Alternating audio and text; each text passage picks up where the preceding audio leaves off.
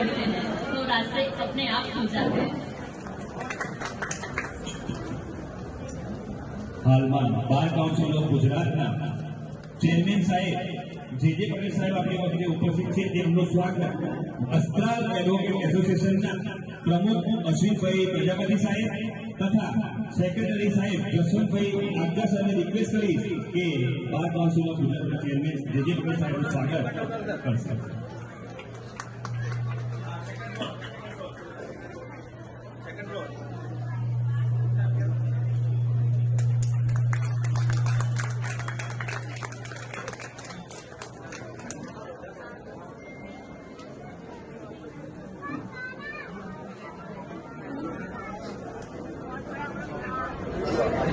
Thank you.